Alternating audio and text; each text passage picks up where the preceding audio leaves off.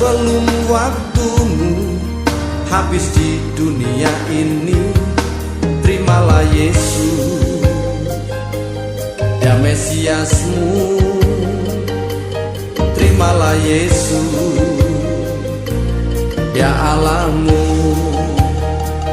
Mereka sekali lagi berikan tepuk tangan untuk para pelayan Tuhan yang luar biasa, ya. Haleluya. Dan baiklah, pada kesempatan ini saya akan sampaikan tema khotbah tentang hidup oleh iman, saudara. Nah, untuk itu saya ajak Bapak Saudara untuk membuka Ibrani pasal 10 ayat 38. Ibrani pasal 10 ayat 38. Untuk itu saya undang sekali lagi seluruh jemaat Tuhan untuk berdiri dan kita akan membacanya bersama-sama dengan suara yang keras, suara yang terdengar, supaya ya firman Tuhan ini saling memberkati di antara kita, ya. Haleluya. Ibrani pasal 10 ayat 38. Sudah ketemu? Baik. 2, 3. Tetapi orangku yang benar akan hidup oleh iman, dan apabila ia mengundurkan diri, maka aku tidak berkenan kepadanya. Sekali lagi, ya. Kayaknya belum kompak. 1, 2, 3. Tetapi orangku yang benar akan hidup oleh iman, dan apabila ia mengundurkan diri, maka aku tidak berkenan. Silakan Tuhan. Saudara yang saya kasih Tuhan, firman Tuhan 2021, ya. Saya percaya sudah semakin dekat dengan saat kedatangan. Ya. Kita sudah terus meluncur memasuki hari-hari akhir. Ya. Saudara, Rasul Paulus dalam suratnya kepada Timotius mengingatkan bahwa pada hari-hari terakhir akan datang masa yang sukar. Ya. Dalam 2 Timotius pasal 3, coba kita lihat dulu, ya.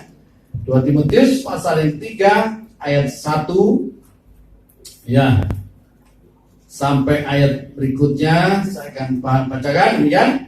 Ketahuilah bahwa pada hari-hari terakhir akan datang masa yang sukar. Ya. Ayat 2, manusia akan mencintai dirinya sendiri dan menjadi hamba uang.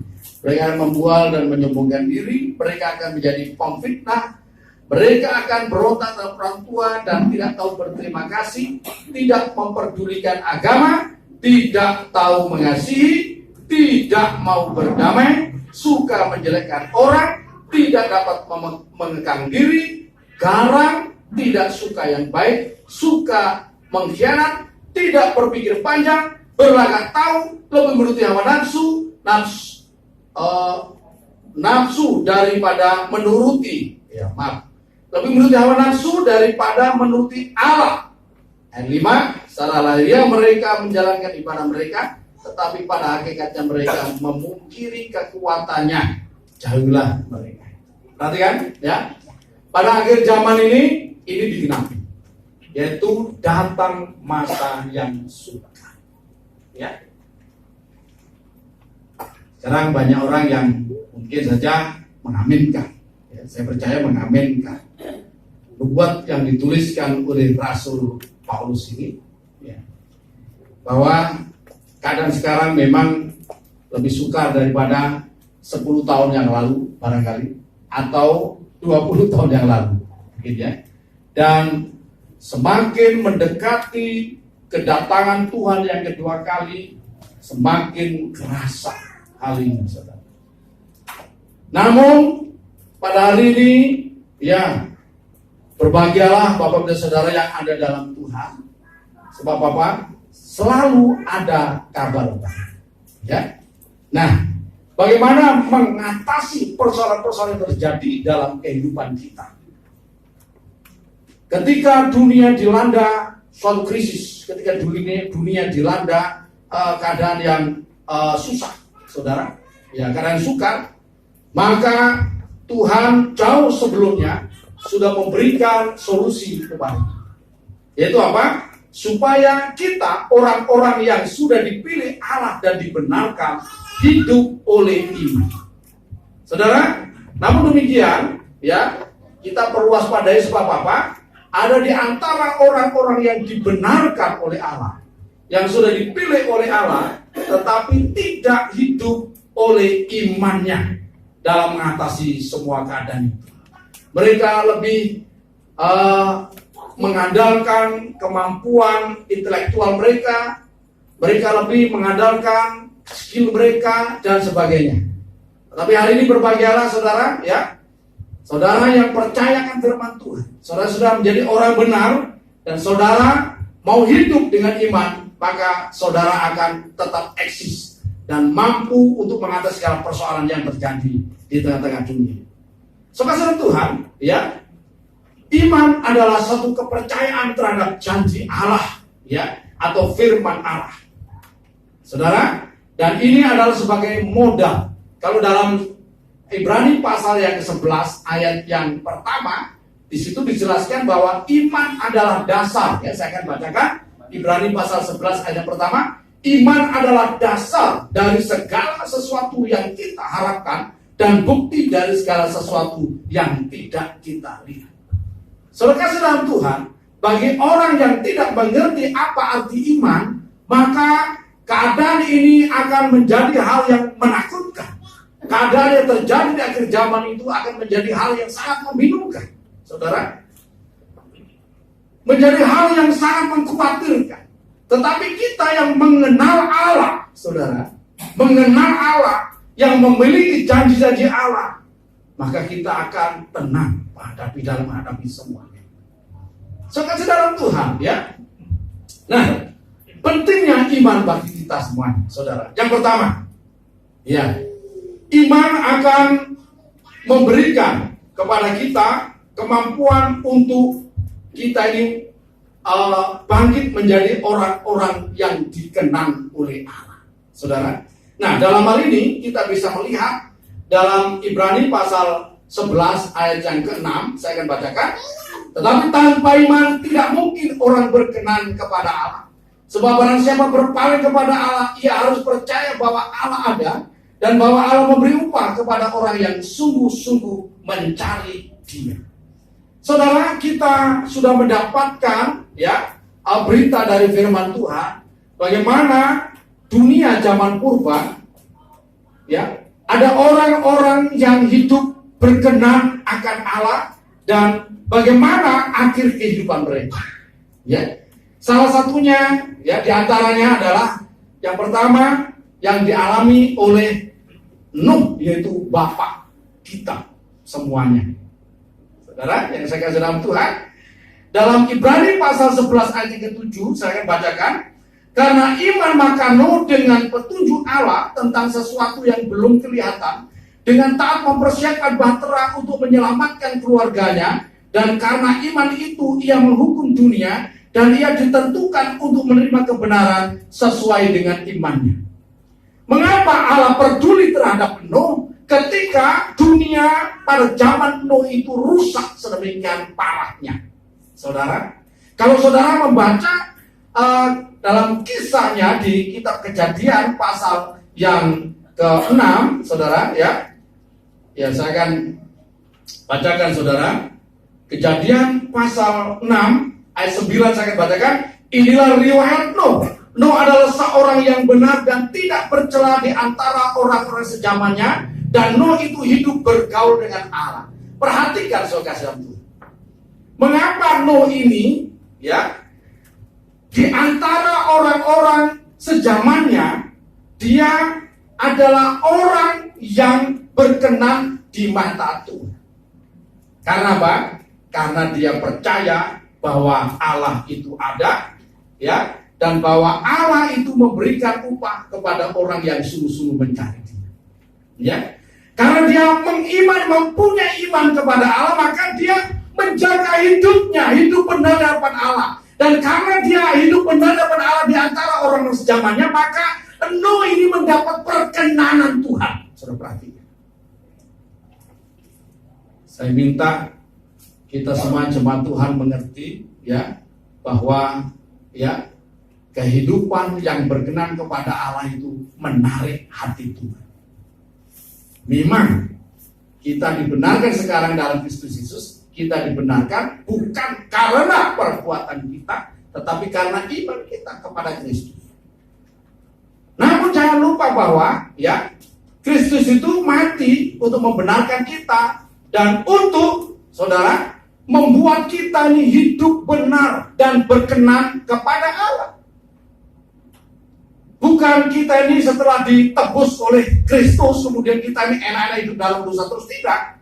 Tapi supaya kita dibenarkan dan bisa hidup benar menyenangkan hati Tuhan. Saudara perhatikan ya. Ketika Allah melihat Nuh dan keluarganya hidup benar takut akan Allah, ya, hidup berkenan kepada Allah, maka Tuhan menyatakan rahasia kehendaknya kepada Nuh. Saudara, ya, dan Tuhan perintahkan kepada Nuh, ya, pada ayat yang pertama pasal 7, ya, nanti saudara bisa baca riwayat selanjutnya, saudara, ya. Nuh diperintahkan oleh Tuhan untuk membuat sebuah bahtera raksasa pada zaman itu.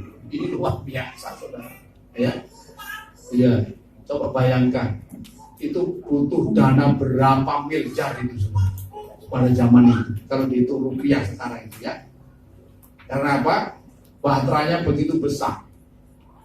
Diperlukan juga ahli-ahli pembuat bahtera. Nuh mungkin bukan ahli pembuat bahtera, ya. Dia harus mencari para ahli pembuat kapal induk, saudara, pada zaman itu. Saudara, bayarnya mahal, saudara. Dan dia juga mencari pekerja-pekerja. Dia mencari alat-alat. Saya percaya alat-alatnya cukup mumpuni. Karena apa? Tidak mungkin menggergaji kayu yang besar-besar itu bisa, ya, dilakukan dengan baik dan membuat bagian-bagian daripada bahtera itu bisa, ya, bisa begitu baiknya, saudara. Sebenarnya kalau tidak baik, ini bahtera ini akan mencelakakan, gitu loh, ya. Ya, so kasih Tuhan. Luar biasa, artinya apa? Nuh ini karena orang yang berkenan kepada Tuhan, dia hidupnya dipelihara, diberkati oleh Tuhan. Ya, makanya orang yang berkenan menyenangkan hati Tuhan. Ya, jangan takut di tengah situasi apapun juga, karena apa? Saudara menjadi sasaran daripada kasih daripada sama seperti Nuh, saudara. Dan kita tahu, saudara, akhirnya Nuh dan keluarganya selamat dari ya bencana yang maha dahsyat yang terjadi pada zamannya. Saudara dalam Tuhan. Kemudian yang berikutnya kita melihat Abraham, ya. Kita kembali kepada Ibrani pasal yang ke-11, ya. Ibrani pasal yang ke-11, ya, ayat yang ke-9 saya akan bacakan. Karena iman, Ibrani pasal 11 ayat yang ke-8, ya. Karena iman Abraham taat ketika ia dipanggil untuk berangkat ke negeri yang akan diterimanya menjadi milik pusakanya. Lalu ia berangkat dengan tidak mengetahui tempat yang ia tuju. Saudara kasih dalam Tuhan, ya. Nah, demikian pula dengan Abraham, ya. Setelah zaman Nuh, generasi 10 setelah generasi ke Abraham itu generasi ke-10 atau generasi ke-20? Generasi ke-10 kalau salah, ya, lupa saya, ya. Generasi 10 setelah Nuh, ya. Allah memilih satu pribadi, ya, untuk menggenapkan rencana Allah untuk penyelamatan dunia, dan dipilihnya Abraham. So kasih dalam Tuhan, kenapa Abraham ini dipilih? Karena Abraham ini hidup takut akan Allah di Ur Kasdim, di Irak, daerah Irak sekarang. Saudara, kenapa Abraham hidup takut akan Allah? Karena dia percaya bahwa itu Allah ada dan bahwa Allah memberikan upah kepada orang yang mencari dia. Abraham hidup benar, hidup takut akan Allah. Itu yang menarik hati Allah. Dan Tuhan akhirnya memanggil dia. Dan Tuhan memiliki rencana yang luar biasa melalui Bapak kita Abraham. Sekarang ini menjadi role model iman kita semuanya, ya. Karena Abraham menjadi bapak orang yang percaya. So kasih dalam Tuhan, ya. Jadi iman itu penting untuk membawa kita ini supaya berkenan kepada Allah. Kenapa kita tidak ikut-ikutan berbuat jahat? Kenapa kita tidak ikut-ikutan berbuat salah? Seperti yang dilakukan oleh banyak orang. Karena kita memiliki iman, ya, bahwa segala sesuatu yang kita perbuat itu pada akhirnya akan kita pertanggungjawabkan di hadapan Allah yang Maha Kuasa. Saudara, bersyukur dalam zaman kita ini kita juga memiliki, saudara, teladan-teladan yang baik juga. Ya, saya tadi itu membaca melihat YouTube-nya Ibu Risma, saudara, ya. Ibu Risma, saudara. Ya, puji Tuhan, bersyukur kita punya Ibu Risma setelah jadi wali kota Surabaya. Kita lihat bagaimana Surabaya perubahannya luar biasa. Kemudian ditarik ke Jakarta jadi Menteri Sosial. Dan saya baru melihat sekarang ini, ya, Menteri Sosial benar-benar, ya, mau turun sampai ke kolong-kolong jembatan, saudara. Memperhatikan orang-orang yang lemah, memperhatikan orang-orang yang miskin, memperhatikan orang yang tidur di atas tumpuan sampah, saudara. Dan tadi saya dapat apa yang di statement daripada Ibu Risma. Saya melakukan ini bukan untuk mencari popularitas, bukan untuk mencari supaya saya ini dinilai baik sebagai menteri, ya, tidak. Tapi merupakan rasa tanggung jawab saya, jangan sampai nanti waktu, ya, mati saya dituntut gitu, ya. Risma, kamu udah boleh masuk surga karena kamu tidak melakukan apa yang harus kamu lakukan sebagai tugasmu sebagai menteri. So kasih dalam Tuhan, saya pikir, nah, itu iman luar biasa. Saya berdoa pasti supaya diselamatkan juga, saudara. Banyak orang-orang yang punya iman seperti ini. So kasih dalam Tuhan, dan saya harapkan saudara sudah ada dalam Kristus juga memiliki iman yang luar biasa. Amin. Kita bisa bertindak melakukan apa saja, karena apa? Kita tahu bahwa apapun yang kita lakukan untuk Tuhan, untuk seseorang kita, maka itu semuanya tidak ada yang hilang, saudara. Ya, jangan lupa ketika pada hari yang terakhir, ya, dalam Matius pasal 25 itu, saudara nanti bisa lihat, ya, saudara, ya, Tuhan Yesus melakukan atau mengadakan dua pemisahan antara domba dan kambing. Yang domba-domba ditaruh sebelah kanan, yang kambing-kambing sebelah kiri, saudara.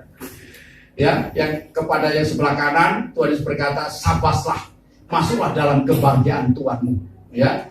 Karena pada waktu aku lapar, engkau memberi aku makan.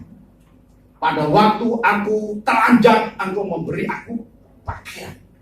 Pada waktu aku sakit, engkau membesuk aku di rumah sakit, ya, dan sebagainya. Nah, kemudian orang-orang sebelah kanan itu bertanya pada Tuhan, Tuhan, kapan aku melihat Tuhan lapar dan memberi aku makan? Kapan aku melihat Tuhan itu telanjang dan aku memberi Tuhan pakaian? Kapan aku melihat Tuhan sakit dan aku mengunjungi Tuhan? Tidak pernah aku, Tuhan. Aku tidak pernah merasa melakukan itu semuanya. Tuhan berkata, apa yang kau lakukan untuk saudara-saudaraku yang paling lemah? Ya, untuk orang-orang miskin, saudara lakukan. Tidak peduli agamanya apa, saudara. Saya minta saudara, ya, jangan dikotak-kotakkan. Tidak peduli agamanya apa. Ketika ada orang membutuhkan pertolongan, saudara lakukan pertolongan atas mereka. Saudara menolong mereka. Mereka yang lapar, ya. Saudara, ketika saudara duduk makan bakso, misalkan ada orang bengong, ya, kelaparan, ada baiknya saudara undang, mari sahabat, ya, duduk sama saya, belikan bakso, saudara. Dan itu upahnya tidak hilang, saudara. Itu yang dikatakan Tuhan, engkau melakukan untuk aku ketika engkau melakukan untuk mereka yang kelaparan, saudara. Ketika saudara berbagi pakaian kepada orang yang miskin, yang tidak punya sandal. Saudara perhatikan kalau ke gereja ada jemaat yang mungkin pakai sandal jepit, jangan diketawain, saudara. Itu kesempatan buat kita untuk melakukan sesuatu. Belikan itu. Kira-kira kakinya itu kurang berapa? Belikan yang terbaik. Ya. Sebab saudara sesungguhnya sedang melakukan untuk Tuhan, saudara. Saudara Tuhan, ini kesempatan kita, saudara. Dan itu dilakukan oleh Bu Risma. Tuhan, terima kasih. Ya, saya nggak pandang agamanya apa. Mending dia melakukan firman itu, saudara. Jangan kalah kita yang sudah dalam Tuhan, sudah mengenal kebenaran. Ya. Nah, saudara Tuhan, ini yang dilakukan. Makanya kenapa akhirnya Abraham ini dikenal? Abraham bukan orang Kristen, bukan orang apa? Iya, saudara. Nuh juga bukan orang Kristen, bukan apa, tapi punya iman, percaya kepada Tuhan. Dan dia akhirnya mendapat perkenanan kepada Tuhan. Kemudian yang berikutnya, ya, pentingnya iman bagi kita. Untuk kita memiliki keberanian. Keberanian itu apa, saudara? Mengambil keputusan untuk bertindak. Ya, ini penting. Dalam Ibrani pasal 11 ayat 24 sampai 27. Ibrani pasal 11 ayat 24 sampai 27. Demikian, ya, saya akan bacakan. Karena iman maka Musa setelah dewasa menolak disebut anak putri Firaun. Karena ia lebih suka menderita sengsara dengan umat Allah daripada untuk sementara menikmati kesenangan dari dosa. Ia menganggap penghinaan karena Kristus sebagai kekayaan yang lebih besar daripada semua harta Mesir, sebab pandangannya ia arahkan kepada upah. Karena iman maka ia telah meninggalkan Mesir dengan tidak takut akan murka raja. Ia bertahan sama seperti ia melihat apa yang tidak kelihatan. Perhatikan baik-baik. Inilah yang dicari oleh begitu banyak orang di dunia ini, yaitu apa? Kesuksesan, kenyamanan, dan kemapanan. Ini yang dicari oleh orang dunia. Dan itu semuanya sudah dimiliki oleh Musa ketika dia berada di istana putri Firaun. Dia adalah anak putra daripada putra angkat sekalipun. Demikian dia sama seperti putra-putra yang lain. Anak putri Firaun yang memiliki kedudukan yang sama dengan anak-anak Firaun yang lainnya, saudara. Dan dia juga seorang ahli, ya, ahli arsitek yang luar biasa diandalkan, saudara. Dan dia juga adalah pemimpin perang yang diandalkan di Mesir, disegani di Mesir. Dia mau apa saja oke, ya. Tinggal ngomong saja datang sendiri, saudara. Dia punya, ya, punya jabatan, harta, takhta, wanita dia punya sebenarnya itu, saudara. Ya, dia punya apa saja. Tetapi karena imannya, maka dia tinggalkan semuanya, segala kenyamanan. Saudara, ini tidak mudah, saudara. Meninggalkan kemapanan, meninggalkan kenyamanan, dan mau hidup bersama dengan umat Tuhan yang sedang menderita dalam perbudakan. Ya, Musa mengambil keputusan seperti itu. Bahkan pada akhirnya kita semuanya tahu, Musa karena membela bangsanya, bahkan dia kemudian, ya, dipersalahkan sama bangsanya sendiri, dia akhirnya lari meninggalkan, ya, Mesir. Kita tahu Musa akhirnya hidup di padang, ya, di daerah Midian selama 40 tahun. Ya. Karena apa? Karena imannya. Dia tidak mau menikmati gelimang harta, gelimang kekayaan, gelimang kehormatan dunia, sementara melihat umat Allah menderita. Dia tidak mau. Dia justru rela menderita. Karena apa? Karena pengharapannya kepada Tuhan. Saudara Tuhan, ya. Nah, mungkin khotbah saya ini direkam ya. Saya ingin sampaikan kepada saudara kita. Saya percaya untuk saat-saat ini ada begitu banyak orang yang hatinya sudah mulai terbuka untuk menerima keselamatan dari Kristus, untuk percaya Injil. Saudara, saya minta saudara jangan pernah takut, ya. Belajar dari Musa. Ya, belajar dari Musa. Ketika saudara memang percaya kepada Yesus, ambil satu keputusan, ya, melangkah untuk, ya, menjalankan sesuai dengan apa yang saudara imani. Saudara akan melihat kuasa Tuhan dinyatakan dalam kehidupan saudara. Haleluya. So kasihan Tuhan, ya.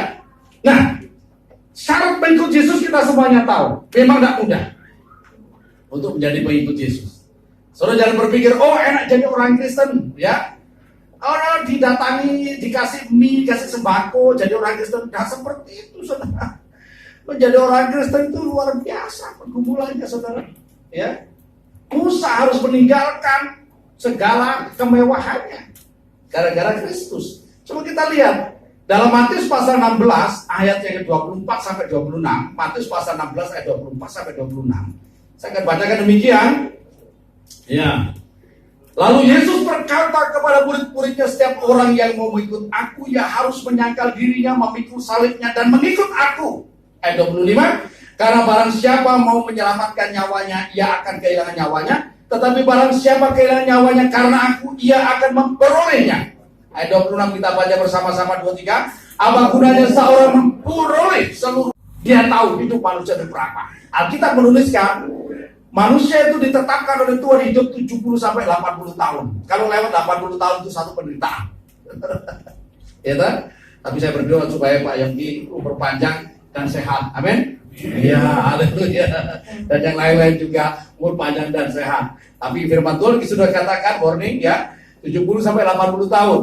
Ya, setelah lewat 80 tahun biasanya penderitaan. Ya, yang rematik umat lah, apalah macam-macam saudara ya. Nah, sekasihan Tuhan, maka Musa mengambil satu keputusan itu, dan kepada setiap orang yang mendengar berita Injil ini dan hatinya sudah terbuka, segera ambil satu sikap, ambil satu keputusan. Ya, ikutlah Yesus. Sebab ketika orang percaya Yesus, ya, syarat mutlak untuk menerima keselamatan itu hanyalah kalau orang itu percaya dan memberi dirinya dibaptis. Ya, syarat mutlak orang itu untuk menerima keselamatan. Percaya kepada Tuhan Yesus dan memberi diri dibaptis seperti yang tertulis dalam Injil Markus pasal 16 ayat yang ke 15 dan 16 ya, ayat yang sudah hafal untuk jemaat GBI Bukit Sion, tapi malam hari ini perlu saya baca sekali lagi. Markus pasal 16, 15, 16 demikian.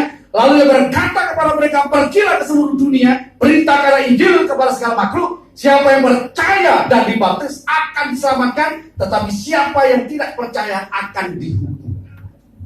Sekalipun mengikut Yesus harus kita menyangkal diri, memikul salib kita dan mengikut Tuhan setiap hari. Ya, tapi kalau kita tahu betapa besar anugerah keselamatan yang kita terima dan segala anugerah yang mengikuti keselamatan itu kita terima dalam Kristus, maka memikul salib karena mengikut Yesus itu bukanlah perkara yang terlalu berat. Ya, amin. Bahkan itu satu kenikmatan, satu sukacita. Bahkan Rasul Paulus mengatakan bahwa ya, menderita karena Kristus itu merupakan anugerah. Amin. Kasih karunia. Nah, saudara mungkin bingung, menderita karena Kristus, menderita itu anugerah, ya. Ya, nanti saudara bisa baca dalam Galatia pasal yang kedua itu, ya. Menderita karena Kristus itu adalah kasih karunia. Saudara, katakan kepada diri kanan saudara, berbahagialah. Kalau engkau harus menderita karena Kristus, berbahagialah, sebab itu kasih karunia. Haleluya, ya. So, kasih dalam Tuhan, ya. Kemudian saudara, keberanian itu apa bagi saudara? Ya, iman akan memberikan kepada kita keberanian untuk melakukan perintah Tuhan. Haleluya, saudara. Nah, keberanian untuk melakukan perintah Tuhan. Ibrani, kembali kepada kitab Ibrani pasal 11 ayat 17 sampai ayat yang ke-19 saya akan bacakan untuk Bapak Ibu Saudara. Ibrani pasal yang ke-11 17 demikian. Karena iman maka Abraham tatkala ia dicobai mempersembahkan Ishak. Ia yang telah menerima janji itu rela mempersembahkan anaknya yang tunggal. Walaupun kepada telah dikatakan keturunan yang berasal dari Ishaklah yang akan disebut keturunanmu. Karena ia berpikir bahwa Allah berkuasa membangkitkan orang-orang sekalipun dari antara orang mati, dan dari sana ia seakan-akan telah menerimanya kembali. Perhatian. Ya. Saudara Tuhan, iman akan menolong kita, akan memberikan kepada kita keberanian untuk melakukan perintah Tuhan. Ada begitu banyak perintah Tuhan. Haleluya. Ya. Saudara, saya katakan bahwa di depan tadi sudah saya katakan bahwa iman itu adalah modal. Ya. Faith is substance. Ya, substance. Kalau salah itu ya, dalam bahasa Inggris. Ya. Substansi. Bahan yang akan dijadikan sesuatu. Kita sering mendengar dalam Kristus kita ini dipimpin dari mujizat kepada mujizat, dari berkat kepada berkat. Kita dipimpin dari kemuliaan kepada kemuliaan. Tapi kalau kita tidak berani melakukan, saudara, maka saudara tidak akan pernah mengalami semua. Ya. Saudara banyak mendengar mungkin kesaksian, wah di tengah-tengah krisis Tuhan memelihara dengan caranya yang ajaib, ada mujizat terjadi. Kita mendengar, kita mengaminkan, amin. Tetapi kalau saudara tidak mengalami sendiri, maka saudara kurang sukacita, bahkan saudara bisa menjadi goncang imannya. Kenapa orang lain mengalami, saya kok tidak mengalami? Ya, pertanyaannya, mengapa orang tidak mengalami mujizat Tuhan? Karena tidak berani melakukan perintah Tuhan. Haleluya. Apa perintahnya? Saya puji nama Tuhan dalam situasi seperti ini. Jemaat Tuhan berani beribadah kepada Tuhan. Ini sesuatu yang luar biasa. Ya. Saya bersyukur pada Tuhan. Tuhan terima kasih. Ya. Ini luar biasa dalam situasi seperti ini. Ya. Kita ini, saya kadang-kadang merasa saat-saat sekarang ini sepertinya kita dalam saat-saat perang sepertinya gitu. Kayak sedang perang. Tapi melawan musuh yang tidak kelihatan. Ya. Nah, saudara Tuhan, ya. Perintahnya apa? Abraham diperintahkan untuk persembahkan Ishak di Bukit Moria. Waduh, dipikirnya kan ini Tuhan ini kengken, mungkin kalau orang Bali ya, kengken. Tuhan berjanji, saya kesini dijanjikan untuk diberi keturunan dan sudah menunggu 25 tahun baru dikasih Ishak. Setelah Ishak umur sekitar 13 tahun, ada perintah Tuhan. Abraham bawa Ishak ke atas Gunung Moria. Persembahkan Ishak di sana. Waduh, ini perkumpulan yang luar biasa. Saudara, tapi apa yang dilakukan oleh Abraham? Kita tadi sudah yang mengerti apa yang dipikirkan oleh Abraham. Karena imannya, dia percaya bahwa Allah itu baik, yang pertama. Yang kedua, dia percaya bahwa Allah itu tidak mungkin rela melakukan hal yang kecil, memerintahkan ini yang sebenarnya tidak. Ya. Dan kalau misalkan Allah perintahkan hal ini memang benar, dia percaya bahwa Allah sanggup untuk membangkitkan. Maka dia pergi ke Gunung Moria, dia bawa Ishak. Ya, sambil bawa kayu bakar. Kemudian dia tata mesbah di situ dan dia taruh Ishak. Ishak bertanya sepanjang jalan, "Bapak, ya, kita ini pergi mau beribadah, mau mempersembahkan korban bakar. Mana anak dombanya?" Abraham jawabnya, ya, Yehova Yireh. Ya, Tuhan menyediakan. Itu iman. Akhirnya apa? Benar saja. Ketika Ishak ditaruh di atas mesbah batu, saudara, di atas tumpuan kayu, saudara, dan Abraham menghunus pisaunya, mengambil pisau dan mau menusuk jantungnya Ishak, maka terdengarlah suara seorang malaikat berseru dari surga, Abraham, jangan kau lakukan. Saudara kasih dalam Tuhan. Saudara berpikir mungkin kalau kita diperintahkan, kasih makan tuh orang yang lapar. Sekalipun saudara sedang hari ini mungkin ya sedang juga membutuhkan sesuatu. Mungkin saudara berpikir Tuhan kejam amat. Ya, aku ini lagi butuh kok disuruh ngasih orang. Gitu. Ya. Firman Tuhan katakan, bawalah persepuluhanmu ke dalam rumah Tuhan. Ya, Tuhan, maksud dalam situasi yang sulit ini, aku harus membawa sepersepuluh kepada Tuhan. Saudara, ini satu pergumulan yang luar biasa dalam situasi yang sulit, saudara. Tetapi ketika kita berani bertindak karena iman kita, maka mujizat akan terjadi. Mujizat akan terjadi. Saudara, ketika kita berani melangkah melakukan seperti yang firman Tuhan. Beberapa waktu yang lalu ada satu kesaksian jemaat Tuhan. Pak, saya ini punya duit cuma sekian. Tapi ketika saya mau mempersembahkan, saya digerakkan untuk berikan semuanya Tuhan. Tapi saudara, jangan karena emosi, tapi karena memang dia dapat dorongan daripada Tuhan. Dia berikan semuanya Tuhan. Dia tidak tahu apa yang akan terjadi setelah pulang dari gereja.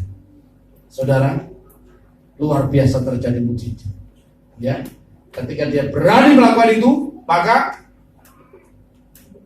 pulang dari gereja ada orang yang telepon, kasih satu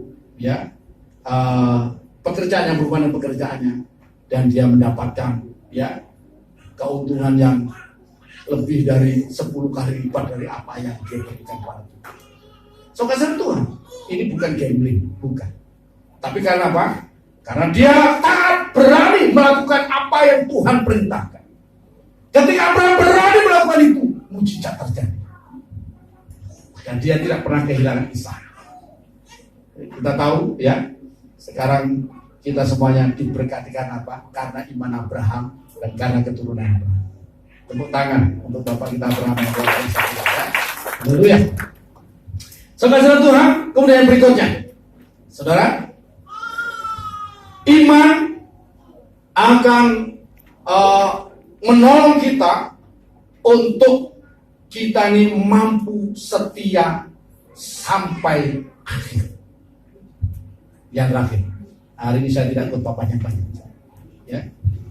Iman akan memberikan kemampuan kepada kita untuk kita setia melakukan tugas kita, untuk kita setia mengiring Tuhan sampai langkah yang terakhir. 2 Timotius pasal 4 ya. 2 Timotius pasal 4 ayat 5 sampai 8 ya.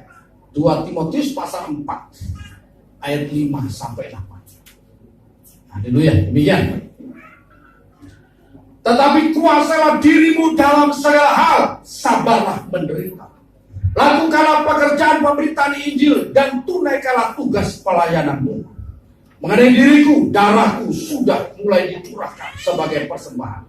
Dan saat kematianku sudah dekat, aku telah mengakhiri pertandingan yang baik, aku telah mencapai garis akhir, dan aku telah memelihara iman. Ayat 8 kita baca bersama-sama. Sekarang telah tersedia bagiku mahkota kebenaran yang akan dikaruniakan kepadaku oleh Tuhan, Hakim yang adil pada harinya. Tetapi bukan hanya kepadaku, melainkan juga kepada semua orang yang merindukan kedatangannya. Perhatikan saudara. Ya. Kita memiliki iman itu harus. Iman menyelamatkan kita. Sebab dengan percaya dalam hati, mengaku dengan mulut, kita dibenarkan dan diselamatkan. Ya.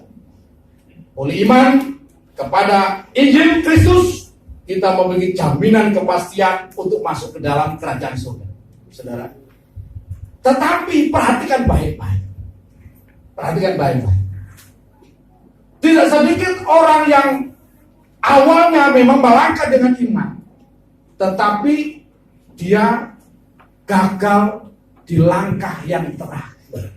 Banyak orang gagal di langkah yang terakhir. Dia tidak memiliki istilah finishing well. Ya. Dia gagal di langkah terakhir. Saudara bisa baca nanti dalam Yesaya pasal 33. Atau Yeskiel pasal berapa dia? Nah, kalau ada orang benar dari muda dia hidup benar, takut akan Tuhan, setia melayani Tuhan, ya toh? Sampai dia tua, tetapi mendekati dia pulang, kemudian dia murtad, saudara. Dia berubah setia dan tidak lagi melakukan apa yang dia kerjakan sejak mudanya itu. Sampai dia mati. Pertanyaannya, pada waktu dia mati, dia masuk surga atau masuk neraka? Dia tidak ada jaminan di surga. Firman Tuhan dikatakan, ya. Masih lebih baik penjahat, orang jahat dari mudanya, saudara. Tapi menjelang mati bertobat, selamat. Saudara ingat penjahat yang disalib di sebelah kanan Tuhan Yesus, ya. Tidak ada dasar sama sekali dia ini masuk surga. Apa? Dia orang jahat dan layak dihukum, disalib. Ya, dia sendiri mengakui. Ketika penjahat sebelah kiri Tuhan Yesus menghina Tuhan dengan berkata, kalau engkau Tuhan, turunlah dirimu, tunjukkan dirimu, kamu turun dari atas salib dan selamatkan kami juga. Maka penjahat yang sebelah kanan berkata, kamu itu ngomong sembarangan. Kita ini layak mati begini, ya. Sedangkan dia tidak layak mati seperti kita. Dia berkata kepada Tuhan, Tuhan, ingatlah aku ketika engkau turun, ya, sebagai juru selamat. Itu bahasa saya. Nanti saudara baca yang lebih lengkap lagi di Alkitab, saudara, ya. Kemudian apa kata Tuhan? Pada hari ini engkau akan bersama-sama dengan aku ke Taman Eden. Saudara, misi kematian Yesus adalah masuk neraka. Ketika Yesus mati dari kayu salib, maka rohnya itu harus masuk neraka karena saya dan saudara. Yesus masuk neraka, saudara. Mati secara terkutuk dan rohnya masuk neraka. Wih, mengerikan. Kenapa demikian? Bagaimana Tuhan kok mati secara terkutuk, memalukan, dan masuk neraka lagi, saudara? Itu untuk mewakili saya dan saudara. Makanya perjamuan suci hari ini ingat ini, ya. Darah Yesus yang tertumpah di atas gunung Golgota. Penderitaan yang Kristus telah pikul di atas kayu salib, saudara. Iya. Semuanya itu dilakukan untuk saya dan saudara, supaya kita yang percaya kepadanya tidak binasa, melainkan beroleh hidup yang kekal.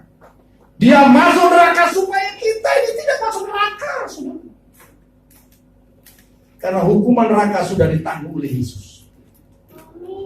Makanya dalam Roma pasal 8 ayat 1, ya, di sana dikatakan, tolong ditayangkan Roma pasal 8 ayat 1, ya. Ya. Roma pasal 8 ayat 1, demikianlah sekarang tidak ada penghukuman bagi mereka yang ada di dalam Kristus. Karena apa? Yesus sudah menanggung penghukuman saya dan saudara.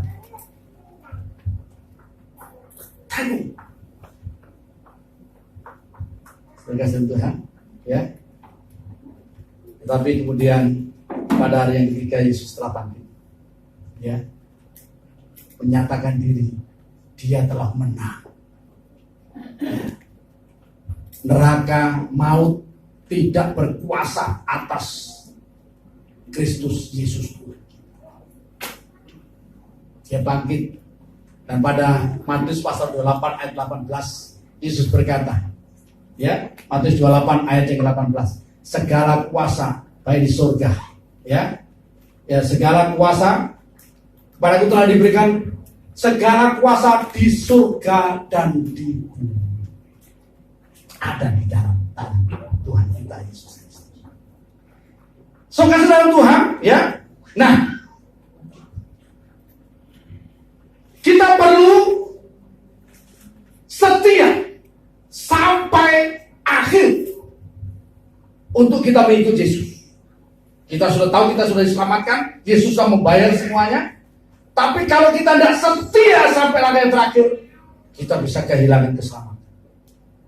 Saya masih ingatkan dalam Matius, dalam Lukas saudara itu ya, ketika iblis gagal mencobai Tuhan Yesus, maka di situ dikatakan dia pergi dan menunggu waktu yang baik untuk kembali lagi. Saudara hari ini boleh bersorak-sorai, berjingkrak-jingkrak, menang, mengatasi segala macam persoalan saudara, tetapi jangan lupa, iblis itu tidak pernah menyerah. Dia akan datang kapan waktu yang tepat. Kita harus waspada senantiasa. Karena itu kita harus berjaga-jaga senantiasa. Ya, memelihara iman kita sampai langkah yang terakhir. Makanya kita perlu saling mengingatkan, saling yang menasihati satu dan yang lain. Saudara, itu penting. Saudara. Nah, saudara Tuhan, Rasul Paulus dalam suratnya kepada Timotius, dia katakan bahwa aku telah mengakhiri pertandingan yang baik, aku telah mencapai garis akhir dan aku telah memelihara iman. Siapa yang tidak kenal dengan Rasul Paulus? Dalam pelayanannya begitu luar biasa. Ya.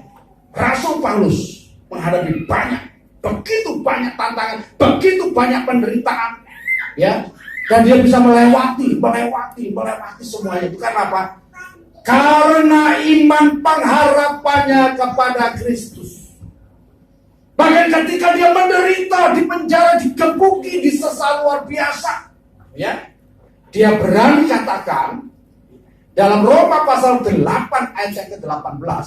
Kalau ditanya Roma pasal 8 ayat yang ke-18, di sini Rasul Paulus berani berkata, sebab aku yakin bahwa penderitaan zaman sekarang ini tidak dapat dibandingkan dengan kemuliaan yang akan dinyatakan kepada kita. Dia tahu bahwa kemuliaan yang akan dia terima itu luar biasa. Sebelumnya dia sudah pernah diangkat ke langit tingkat 3 oleh Tuhan. Ya. Jadi ketika dia mengalami perjumpaan dengan Tuhan, matanya buta, malam itu diangkat ke langit yang tingkat 3. Dan di situ dia ditunjukkan, ya, apa yang tidak pernah didengar oleh telinga, yang tidak pernah dilihat oleh mata. Dia mendengar, pokoknya ada, puji-pujian yang luar biasa yang dia tidak pernah saksikan selama hidupnya di dunia. Saudara, diperlihatkan semuanya. Saudara, makanya dia rela mengikuti Yesus, melayani Yesus dengan all total sampai tidak menikah, saudara. Mungkin dulunya pernah menikah, ya, mungkin saja, tapi kemudian mungkin istrinya meninggalkan dia dan sebagainya, tapi dia ambil keputusan dia tidak menikah. Pokoknya hidupnya dipersembahkan sepenuhnya untuk Kristus. Mungkin orang pikir ini bodoh ini orang. Kenapa menyia-nyiakan hidup sekali saja disia-siakan? Tidak pernah menikmati kesenangan dunia.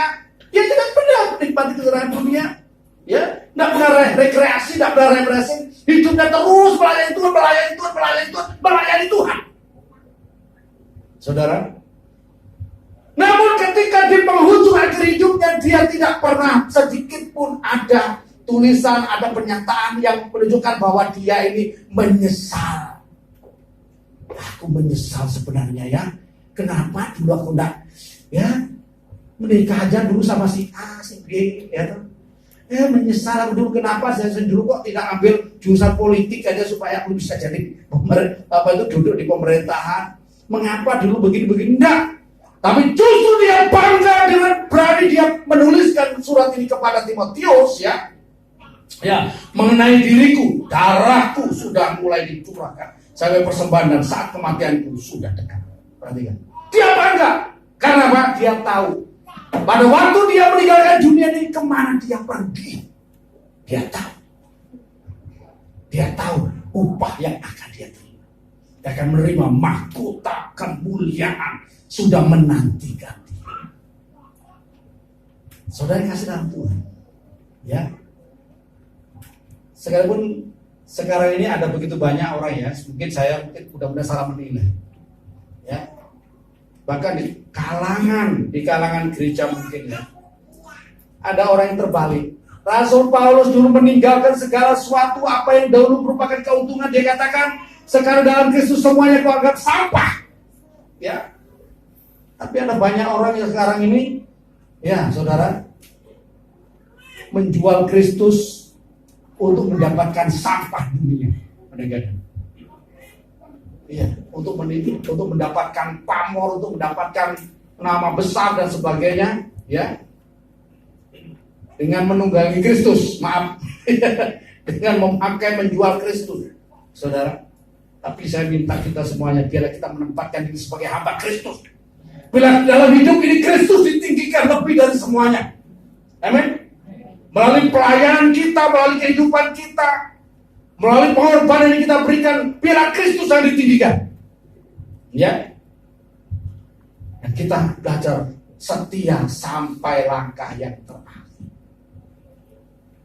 Ada begitu banyak alasan untuk orang tidak setia.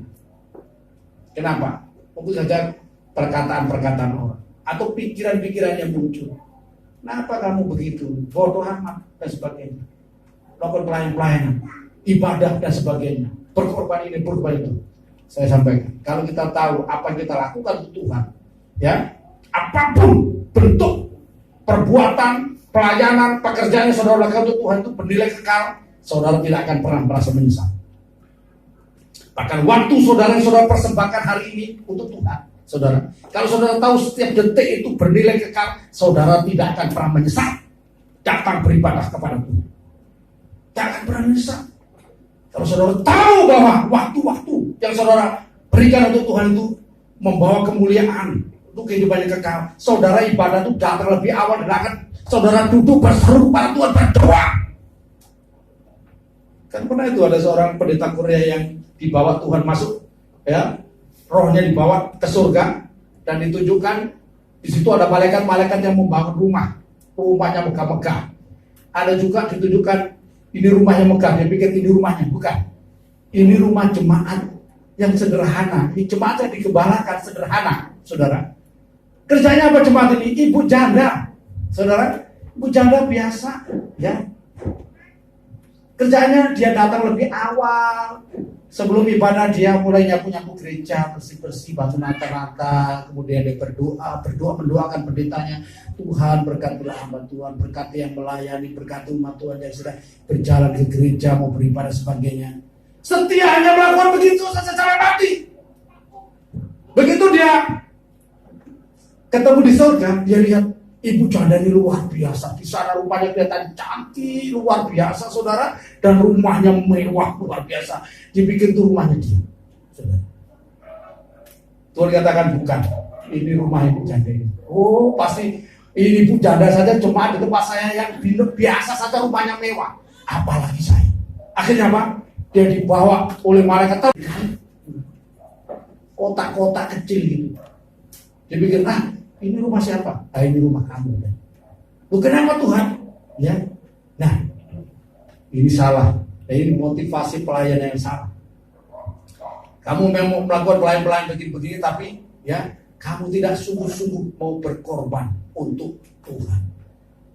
Melayani dengan sungguh-sungguh, dengan tulus hati, ya, untuk kerajaan Allah, saudara. Maka sejak itu dia bertobat. Ya, dia lebih bersungguh-sungguh lagi melayani, all-out melayani Tuhan. Ya, nah, saudara, melayani Tuhan, saudara dapat pelayanan apapun, jangan pernah merasa rugi. Lakukan dengan segenap hati, itu kesempatan buat kita. Makanya apa yang dituliskan oleh sahabat saya, ya, yang sudah berangkat mendahului kita semuanya. Tapi puji nama Tuhan, sebelum berangkat sempat saya ajak makan apa itu namanya, bebek Haji Slamet, ya. Iya. Hidup ini adalah kesempatan. Hidup ini untuk melayani Tuhan. Jangan sia-siakan waktu yang Tuhan beri. Hidup ini harus jadi berkah. Ya. Nah, begitu orangnya mati, saudara, lagu ini jarang dinyanyikan. Saya minta dinyanyikan aja terus. Amin. Iya. Siapa namanya? Saya ingat belakang Latu Mahina, ya. Pendeta siapa itu? Ya. Ya, itu rekan pelayanan saya juga, saudara. Tapi kadang-kadang bisa lupa, ya. Namanya. Nah, suka sebuah. Mari ya, biarlah kita memiliki iman, ya, kita boleh hidup, ya, hidup oleh iman di akhir zaman ini, sehingga oleh iman ini maka kita boleh hidup berkenan kepada Allah. Bagaimana kita membawa hidup kita yang berkenan kepada Allah? Kemudian kita boleh memiliki keberanian, ya, untuk mengambil keputusan, berani untuk melakukan perintah Tuhan, dan kemudian kita boleh setia sampai akhir hidup kita. Setia dengan apa yang Tuhan percayakan, setia dengan apa yang Tuhan sudah berikan kepada kita untuk memuliakan nama Tuhan. Diberkati saudara yang sudah mendengar firman Tuhan pada malam hari ini, merenungkan dan melakukannya, maka kemuliaan saudara akan dipimpin oleh Tuhan dari kemuliaan kepada kemuliaan, nama Tuhan dipermuliakan. Yesus telah berkata, akulah jalan kehidupan, jalan kebenaran yang membawamu ke surga.